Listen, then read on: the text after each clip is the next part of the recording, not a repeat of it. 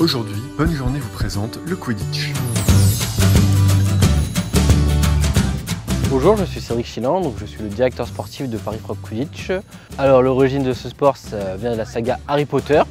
C'est un sport qui a été créé pour de vrai, entre guillemets, il y a 11 ans, par un Américain et un Canadien. Ils ont voulu mettre, je dirais, en place des règles du Quidditch adaptables aux humains.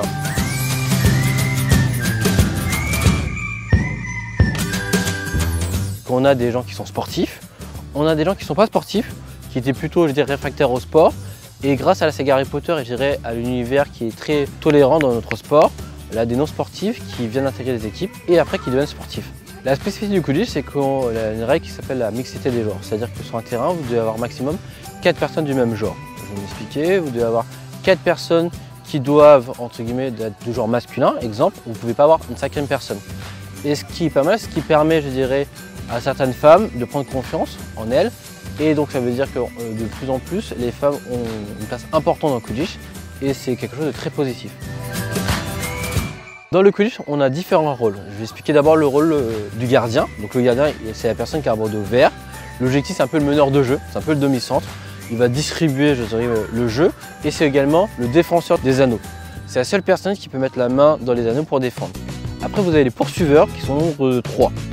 Les poursuiveurs ont pour objectif de marquer et de défendre. Ils peuvent défendre avec un bras en plaquant les personnes, comme au rugby. Ils doivent marquer à l'intérieur des cerceaux. Ils peuvent marquer dans n'importe quel cerceau. Ils peuvent marquer devant ou derrière. Et lorsqu'ils marquent, ça vaut 10 points. Vous avez les batteurs qui sont au nombre de 2 par équipe. Ils ont un bandeau noir. Ils ont ce qu'on appelle une balle de dodgeball. Ils doivent jeter la balle sur des adversaires. Et lorsque l'adversaire est touché, de manière temporaire, ce joueur ne peut pas jouer. Il doit retirer le balai qu'il a entre les jambes, le tenir entre ses mains, toucher ses anneaux, remettre entre ses jambes et de nouveau il peut jouer. Et enfin le dernier poste, attrapeur. Donc l'attrapeur rentre à la 18e minute et l'objectif de l'attrapeur c'est d'attraper le vif d'or. Le vif d'or c'est un arbitre qui est neutre, qui a une balle de tennis qui est accrochée derrière son short et les attrapeurs doivent l'attraper.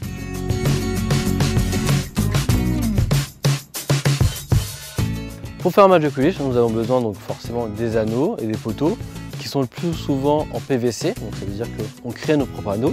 On s'amuse à aller dans des magasins de bricolage pour créer nos anneaux parce qu'il n'existe pas encore de magasins qui vendent des anneaux. On a besoin de balais, les balais sont faits soit en PVC soit en bois.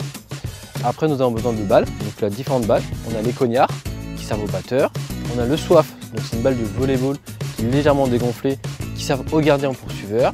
Et on a besoin d'une balle de tennis accrochée dans une chaussette et c'est pour les attrapeurs. À la fin du match, l'équipe qui a attrapé a plus 30 points. Donc ça veut dire qu'il y a une équipe qui perdait au score peut gagner le match et attrape le vif d'or. En moyenne, je dirais qu'un match de Quidditch dure entre 20 minutes et 25 minutes en moyenne. Pour jouer au Quidditch, donc il y a différents clubs qui existent en France. Pour les Paris Frog Quidditch, on a une licence qui est de 100 €, tout compris. Ça comprend donc la cotisation, l'assurance et le maillot. Pour passer une bonne journée, je dirais, c'est être avec des amis parce que chez les Frogs, la plupart des joueurs sont devenus des amis. Et on s'entraîne dans la bonne humeur, de manière sérieuse, mais c'est vraiment, on essaie de garder cet esprit familial.